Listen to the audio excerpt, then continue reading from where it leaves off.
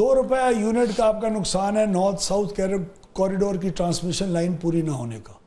वो 3 महीने में पूरी होती है, वो 2 हफ्ते में पूरी होती है। That will take a little while. 2 years. Okay. We've already invested into it through the PSDP program जब हमें इन्वेस्टमेंट प्राइवेट की नहीं मिल रही थी। अगली बात चले, 600 अरब रुपए का जो डिस्कोस का है, वो आपके ख्याल में प्राइवेटाइजेशन के अलावा उसका कोई हल है? वो 3 महीने में पूरा होगा। कब करेंगे बिजली चोरी 1.5 साल तक we'll be ready for privatization for the first transaction. दूसरा, ये 600 अरब रुपए का इसका इम्पैक्ट है। ₹6 यूनिट का फर्क पड़ता है। You will have 600 billion rupees extra to spend for the welfare of the people.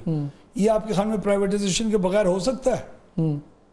उसकी 1.5 साल की हमने वो time line to prepare for डिस्को प्राइवेटाइजेशन की है। थर्ड चीज आप आ जाएं, return on equity of the public sector plants, उसका ₹0.5 का इम्पैक्ट आता है। वो ₹0.5 का 50 अरब रुपए का इम्पैक्ट आता है। इनके मुताबिक तो रुपए का आता है। नहीं, रुपए का नहीं आता ना। रिटर्न ऑन इक्विटी का जो आपकी गवर्नमेंट ओन्ड प्लांट्स हैं, ₹5 ठीक है, वो if you give that up. उसके बाद आप उठा लें कोल कन्वर्जन का। कोल कन्वर्जन की आपने बात मीडिया में कभी सुनी है? पिछले 2-1.5 महीने से हम उसका बैंड बजा रहे हैं।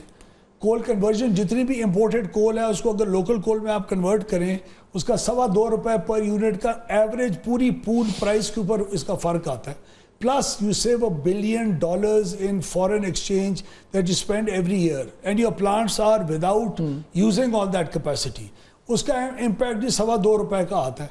आप एंसिलरी पावर जितनी भी थर कोल की माइन के ऊपर इस्तेमाल कर रहे हैं, अगर वो इलेक्ट्रिक पावर के जरिए तमाम चीज़ें ऑपरेट हों, उसका तकरीबन जी 40-45 पैसा पर यूनिट के ऊपर फ़र्क आता है।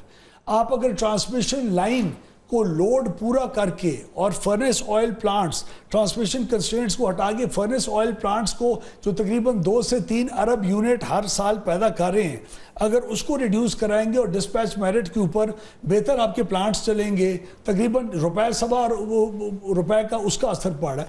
These are all the inefficiencies के असरात जो आप बात करें। बेईमान सेक्टर है, इनएफिशिएंट सेक्टर है, रस्टेड है, 30-35-50 साल का इसके अंदर मक पड़ा हुआ है।